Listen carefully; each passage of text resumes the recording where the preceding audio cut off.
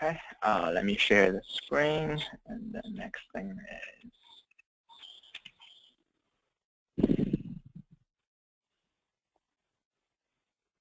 is, before we start, do you have any questions?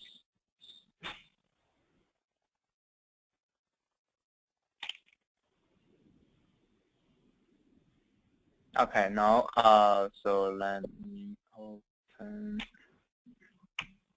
this, and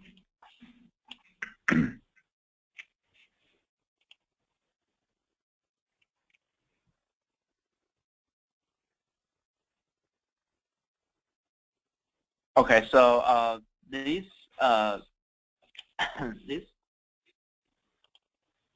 this week for week 13, we're going to cover chapter 15 of the textbook, and then it's mainly focused on the graphs of functions as models.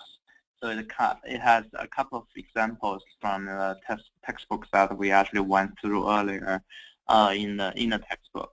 And then just one thing that I really want to pay attention would be on the 15.4 and 15.5, because this part of the textbook, this methodology is the fundamentals of the microeconomics.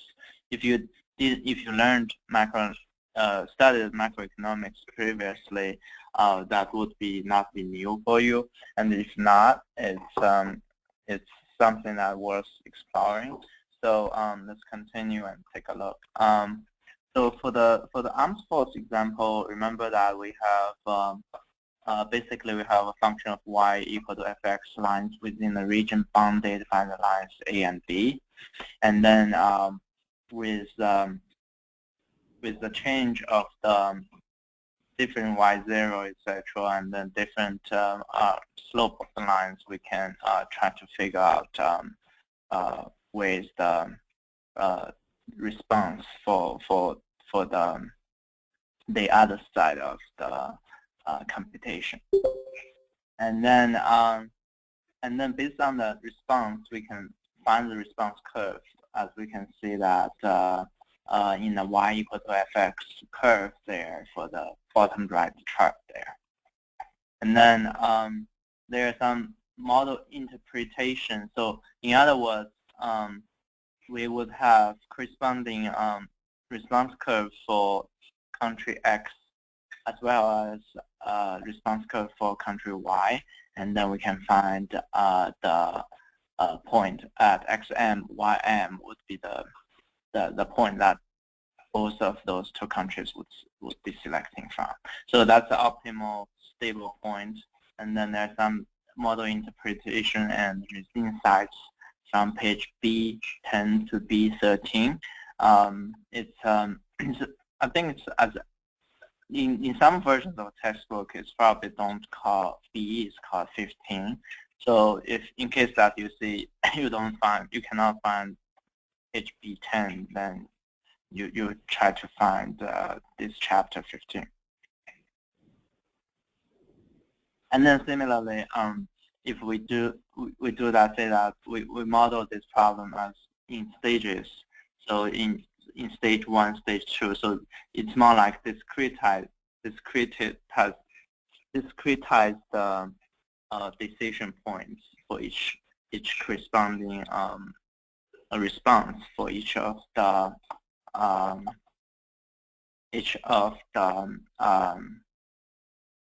decision points. And then that's a function that with the numerical, that's a function on the bottom right, that's a function form, and then with some sort of initial condition there.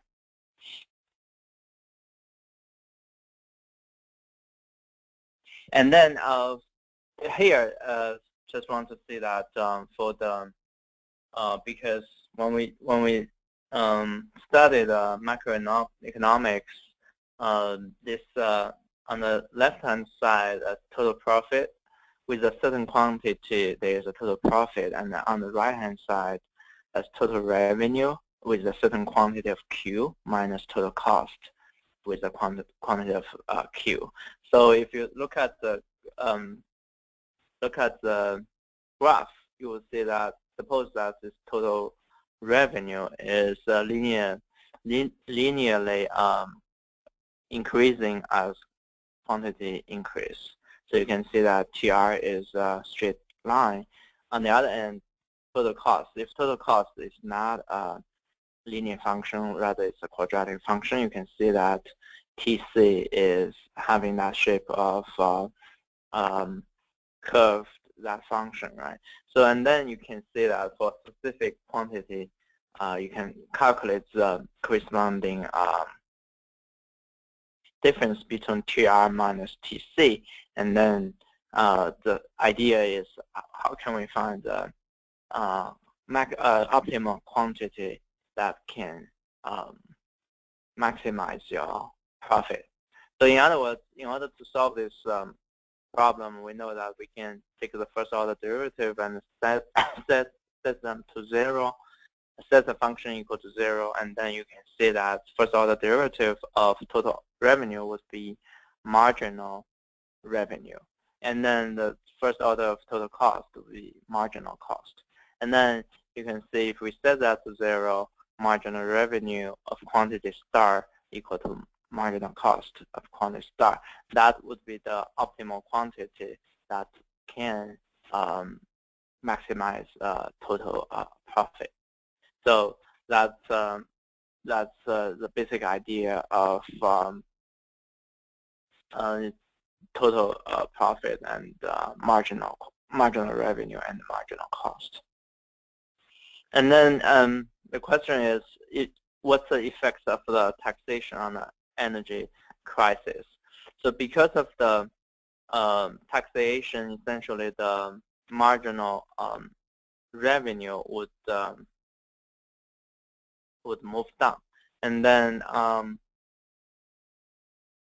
marginal revenue move down, and because of that, the quantity that it so let's explain it in this way. So as a start, this is marginal revenue and marginal cost function, and then this would be the optimal quantity. So you can think about it as a response to certain change. For example, if the amount taxes would be if this is the amount of tax, then the marginal revenue will correspondingly decrease. Because of this change, this quantity, supposedly optimal quantity, would change to the smaller quantity. But because of the smaller quantity of the manufactured products, then the marginal cost would be smaller as well. So in this regard, just want to mention that because total cost is always a function of certain fixed cost and certain variable cost. And then fixed cost could be something like warehouse.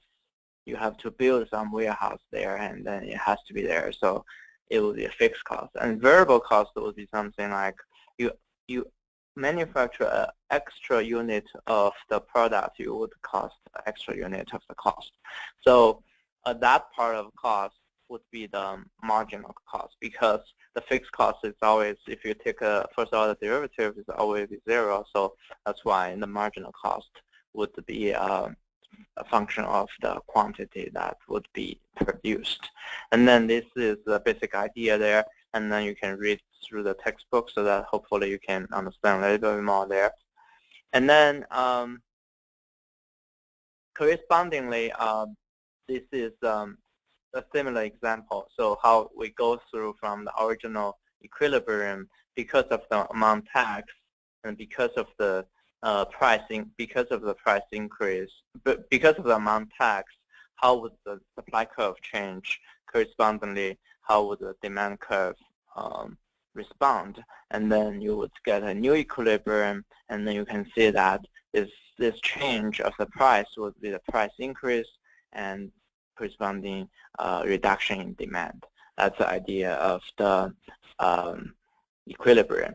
So basically, macroeconomics is trying to essentially telling you the demand curve and supply curve and how that would result in this equilibrium. And then if you think about this idea of from the optimization's perspective, it's really an optimization problem.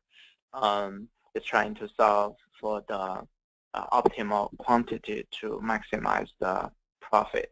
And then with complications of the taxes and also complication of the demand shift or supply shift, and we always get certain equilibrium, and then we can find a new equilibrium and compare with the old equilibrium and think about some economic related concepts. That's a basic, very, very basic idea of the macroeconomics here. Of course, a little bit connection of the optimal solution that we have been discussing. And then very similar example on the gasoline shortage and taxation. How does the gasoline shortage and taxation would affect the change of the supply curve and demand curve to result in a new equilibrium?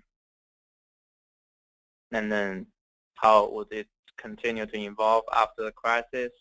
Read through the example. It's very useful. I mean, it's very insightful there. And then here's the text homework for this chapter. And again, you only need to select 3 from the list. Next thing that we want to cover is the week 14. Week 14 is really something we went through, go beyond what we studied. We studied linear programming, nonlinear programming, and also here this chapter we study integer programming. Actually, I remember that one of the discussion questions from one of you guys was asking why the solution is different. I think it was. I'm not sure if I responded, but I think I did. It was mainly because of the integer. It's integer programming instead of linear programming. So for this chapter, because we don't have that in the original required textbook, that's why I found this online textbook. You can take a look. And then this chapter 12 in this second textbook, it discusses integer and discrete programming by branch and bound. And then what we're going to discuss here is how do you branch and how do you get a bound of the solutions.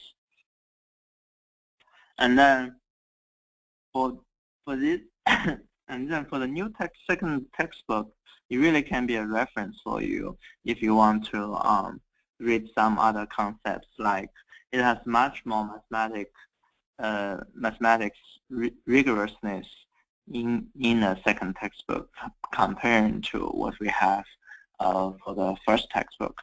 First textbook is really used as an introduction of all the concepts that we cover in this class. That's why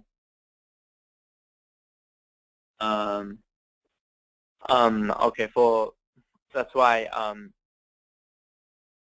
it actually don't have a lot of depth in terms of the textbook itself. As I mentioned probably earlier in the semester, each individual chapter that we discussed here in this textbook that we were using would be one single course for applied mathematics degree size. But in the case that because we're studying statistics, we're not really going through too much detail in each of these concepts. Rather, we try to give you a sense that you know what it is, and in case you came across later on in your study, you probably want to go through them. I mean, you probably would be able to have the capability to do some research on. So Mario is asking about where the homework from. Question number listed does not match. So first of all, are you able to find B? That's the thing. That I think some students probably using different versions.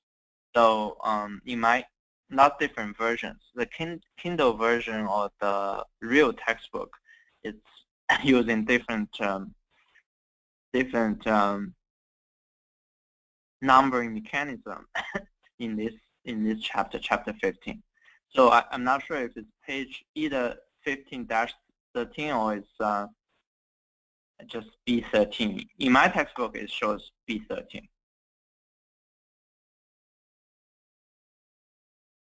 Yeah, this one, right? Post the questions. We could let's quickly go there and take a look.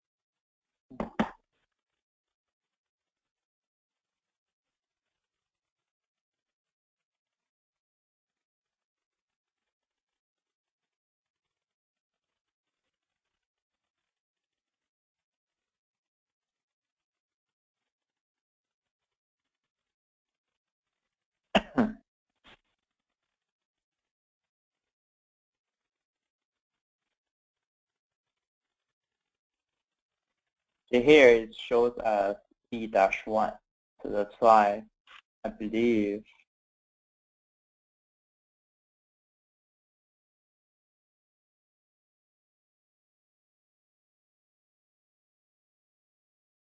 okay, here B dash if we say B-13.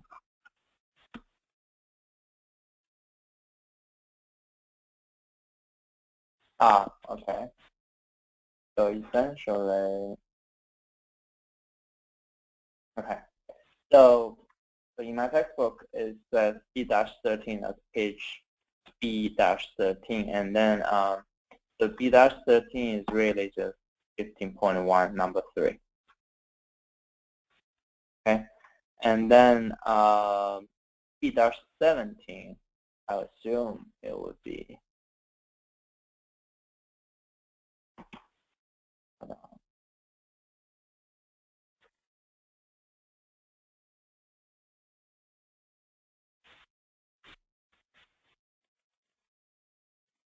Yeah, B-17 would be 15.2. Yep. So essentially here, you just change this to what's the page number though? Yeah, because this page number B-17 is here. I don't know how you guys, in your textbook, how it is numbered. The only one that didn't match for me was B-25.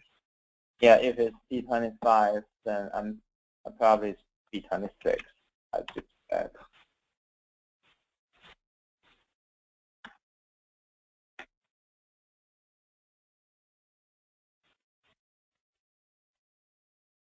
Yes, it's B-26.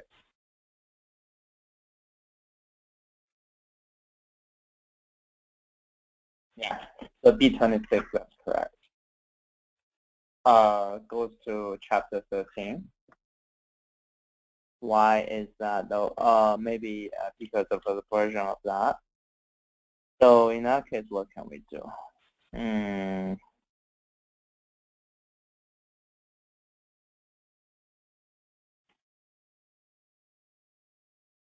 So Mohammed, what textbook? What type of textbook?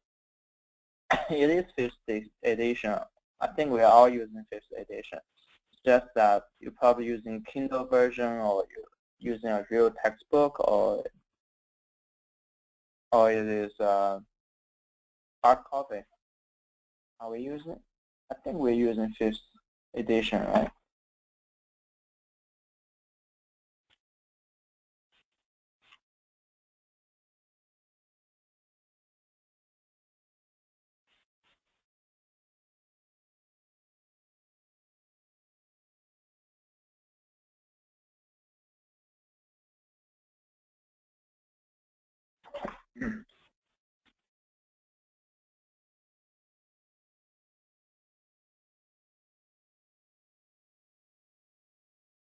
So the hard copy doesn't have this P-1, etc.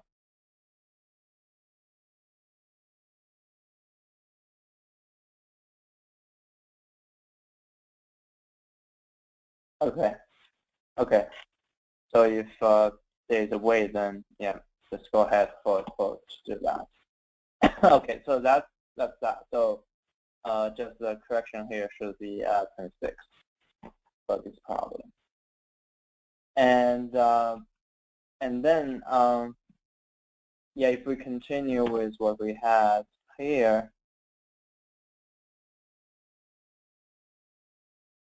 Okay. So so remember that in the LP formulation, we always have a feasible region, and feasible region meaning that any point in that region would be feasible solutions. But for the integer program, it's really that we are just adding one extra constraint, that is x1, x2 would be integers. So in other words, all the solutions have to be actual point. And then in that case, the question is, what can we do, right? So if we don't have, suppose that we don't have this integer constraint, and then we can find out that this would be the LP optimum, linear programming optimum. But the question is, can we do rounding up or rounding down to get the solution? The conclusion is you can't really do that. And then only because the only problem here is just because that distorts the, you can round x2, but what happens to x1? So in this case, the optimal integer solution should be here, which would be 0 and 2, because 0 and 2 would make this constraint binding. Meanwhile, to get the maximum value of 10 for the objective function. So that's why integer programming is much harder to solve compared to the linear programming. And then the idea is one method is called branch and bound. Branch and bound is suppose that you got a solution, linear programming, without the integer, you relax the problem. The way that we call it relaxation is relax the constraint of the integers, so that you only have a linear programming instead of the integer programming. Integer program. In that case, you solve your linear programming first, and then you get the solution. And as you know, that solution is not the optimal solution because it has fractional values for x's and y's, x1 and x2s. In that case, you want to, one thing you want to do is suppose that you get a value of x1 equal to 15.2, and then the question, you can branch based on x1 equal to 15.2 to two branches. One would be x1 equal to 15, the other one would be x1 equal to 16, and then go from there. So that's the idea, that how would you branch them? And then, as you can think of, if you have multiple variables, x1, x2, and x3, you just try to enumerate some different branches. And apparently, if you go through all of them, it would be just prohibiting in terms of computation. That's why there's this approach called branch and bound, which try to get you a bound so that you kind of know you don't really need to continue to solve after a certain node. So, and then in the branch and bound, you have some keywords here. One is things like node, leaf, bud, etc. And then you have to find the bounding solutions. And then one thing is important. One is the bounding function. The other one is the termination rule. So in which case you would terminate your calculation. So and then the branch and bound is trying to address meaning of a node in the branch and bound tree and node selection policy, variable selection policy, etc. And I want to go through one example here.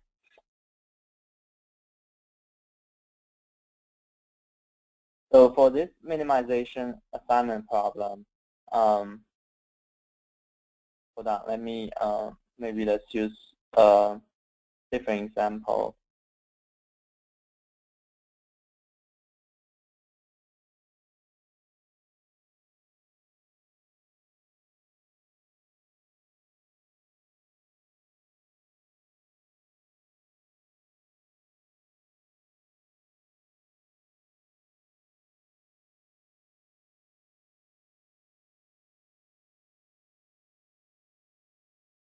So one point that you have to realize that is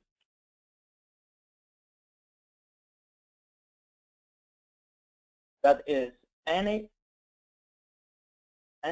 because this is a minimization problem,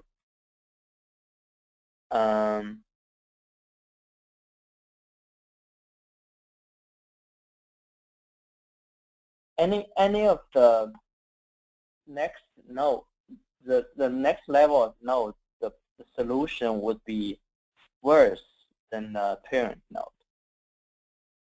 That meaning that, for example, in this case, if you only look at the second chart here, what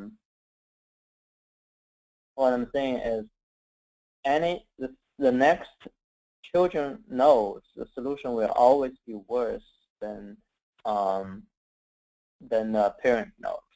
So in other words, if we look at the first level, we know that any point beyond this point A, it would be worse. That's why you don't want to pick A, B, or C to continue. That's the reason you pick D to continue, even though I'm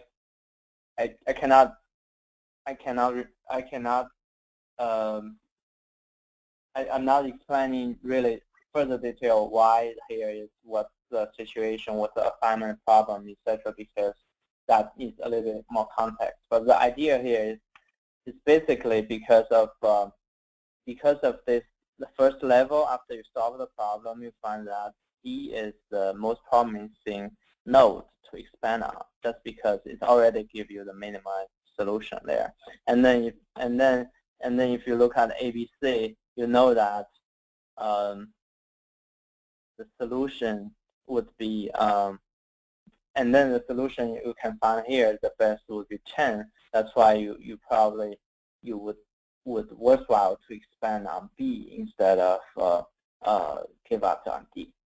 So that's a basic idea there, even though we probably have to go through some further detail in order to understand this. So let me find an example so that can help you on this. Hold on one second. Let me find an example very quickly. And then this is a homework for this chapter, but I want to go through the branch and bound example. I want to find a good example so that you can go through that quickly.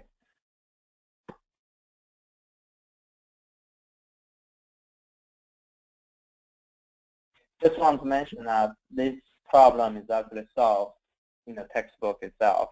So what you just need to do is to read through that and then to submit something, summarize the solution. The solution is it's already given out, so it's nothing, but just want you to read through and submit. So it's counted as a homework, but really not a homework as it's already solved.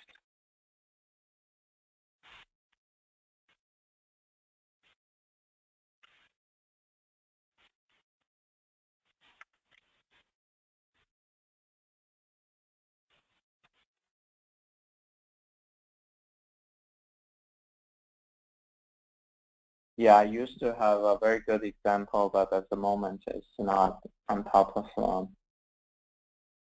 my hand here.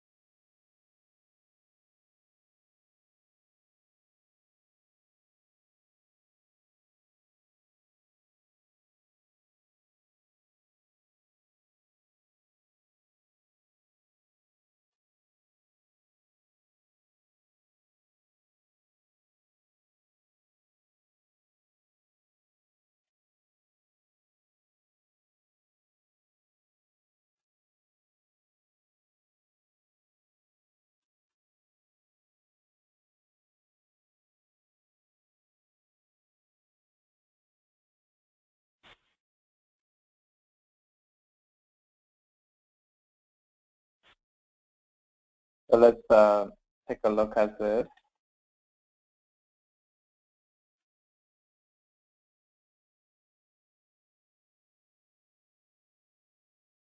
So let's take a look at this example together.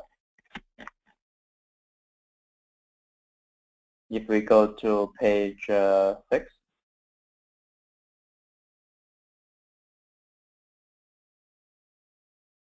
Okay, so the idea here is, here it says, consider the following BIP problem. It's called binary integer programming problem. And B meaning that binary, meaning xi can only be binary. So without this binary constraint, you know, binary meaning it's either 0 or 1. So meaning that you can only select, you select it or you don't select it.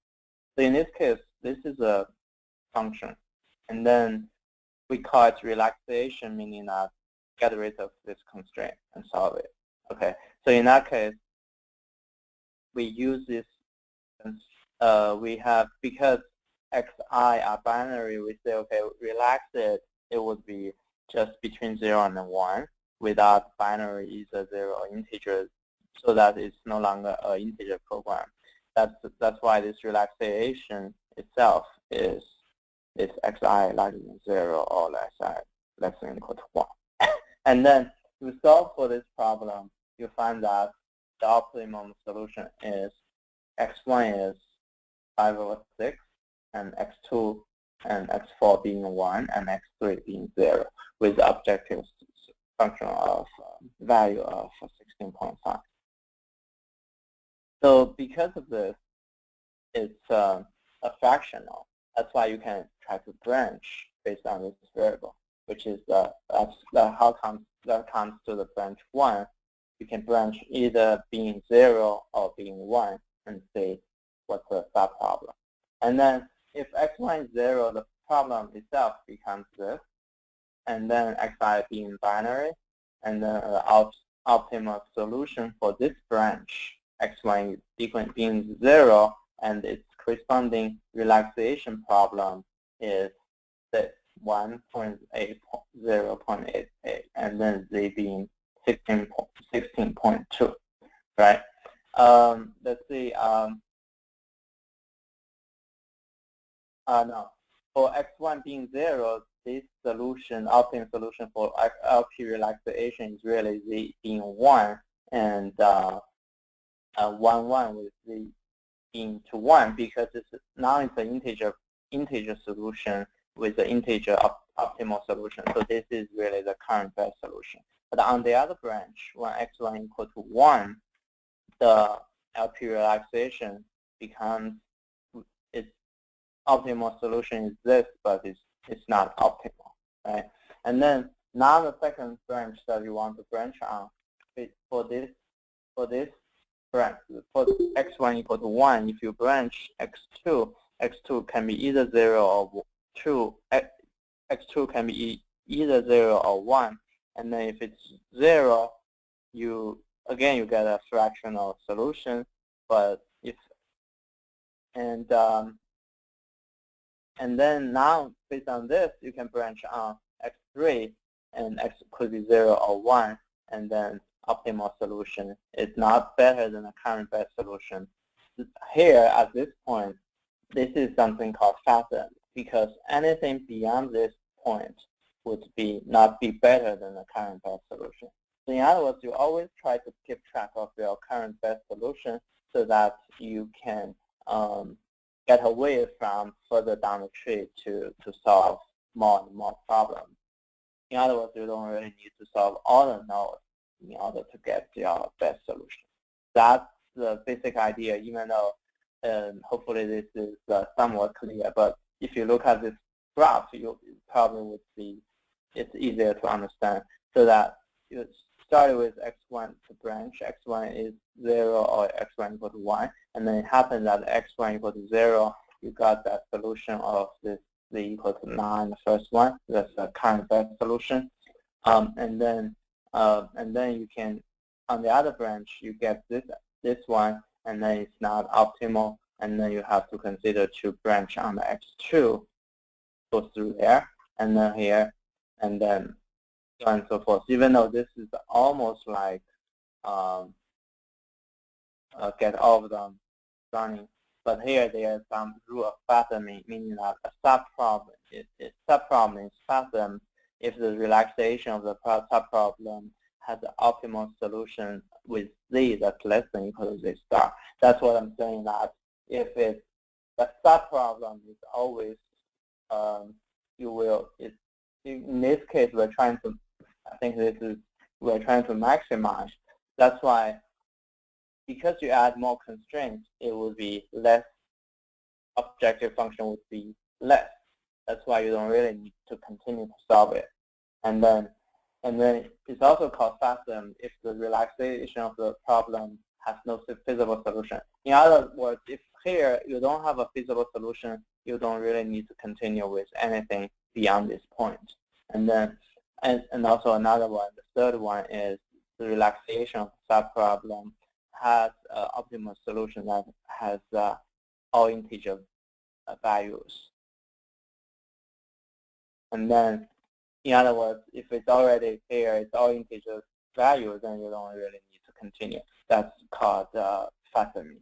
So the idea, basic idea for integer program, and then you could go through the textbook and take a look at that particular homework example. Hopefully you can get a much better understanding there. And then next question you have here is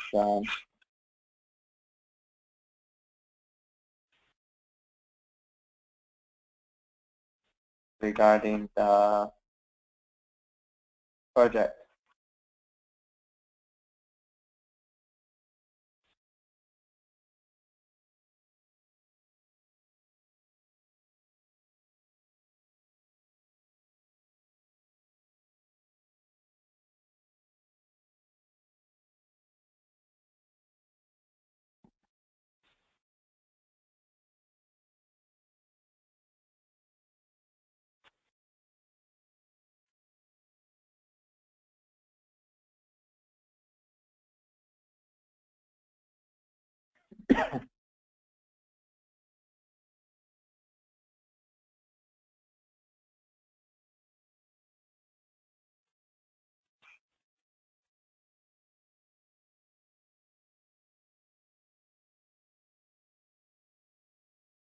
Okay, so because of the spring break, this is delayed. Instead of May the 1st, apparently it will be May the 8th. And then correspondingly, this goes to May the 15th. And then we were talking about possibility of May the 18th. And then that would be delayed for a week as well, which would be May the 25th. And then the project report will be due May the 29th. I'm going to send you guys an email so that you can follow this through. So again, this would be May the 8th, which is the end of this week, and next week May the 15th, and then project is due May the 25th and 29th. No, May the 20th. Yes, 25th and 29th. That's correct. So we will be having the project demo on the 25th. I'm going to send you guys an email so that everyone is on track. Even though because this time we have so many a lot of you guys are working on the project, just by yourself. So let's just try to, when you do the presentation, try to summarize what you have in 5 to 10 minutes. If you are just by yourself, hopefully you only need less than 5 minutes to explain what you have done there. And then if we cannot finish on the 25th, we would try to schedule something in that week as well to wrap it up, hopefully. Or we could, on the 25th, just be prepared. Just be prepared for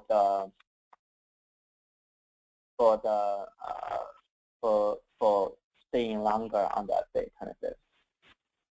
25th. Not really for 1 week to work on a project. Essentially, after the proposal is due, since this day, you should be working on your project already. Unless I didn't make it clear. I thought, it's that the project proposal is due. After that, you just should be continue working on your project. But anyway, even if you start now, you still have around 3 weeks to finish it up. Hopefully that will be enough time for you to finish it. If you can't, let me know, send me a message, and then we can figure out something, try to scope down a project or something like that. Okay? Any other questions?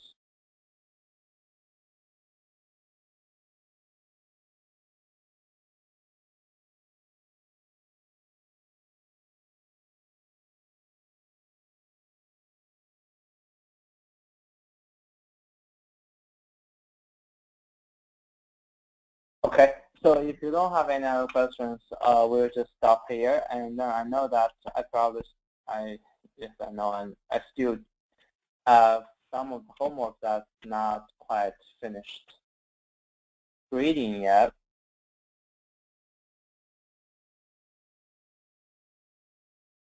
Yeah, I can send that to you. But basically, as I said, just shift every single one of this to 1 week.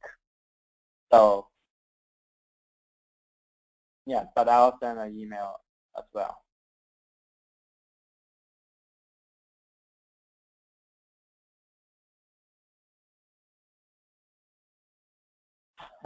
Yeah, that makes sense, I guess. Mauricio, you're raising a good point here. I think for this particular course, maybe I have too many homeworks, but on the other hand, if I don't have a lot of homeworks, I know it's hard to keep up with all the material. So I was kind of thinking maybe later in the next semester or later, we probably won't have too much material, maybe all the way up to 12 or something like that. But definitely I understand that this course actually have a lot of material, and I don't have a midterm or final exam. That's why it feels like it has a lot of work. But on the other end, that's one way to help you to make sure that you can, can go through all the different aspects of it. Because I know now we have a new course on simulation, so maybe this week should be dropped in some regard. But back then, like 2 years ago, we didn't have a simulation course at all. And then we tried to cover that part. And also even the probability session, we have statistics course and probability course, so maybe this part can be dropped as well. I probably should restructure this course in some regard, but points taken, and hopefully for this semester, the rest of the 3 weeks, it wouldn't be a big hassle for you. So this one, again, homework 14, the homework solution is already there, and just only homework would be this week. Okay, so if you don't have any other questions, I'll just stop here, and then I'll try to create the homework and get back to you before next Wednesday. And then if you have any questions by next Wednesday, you can still find me through the office hours. Thank you.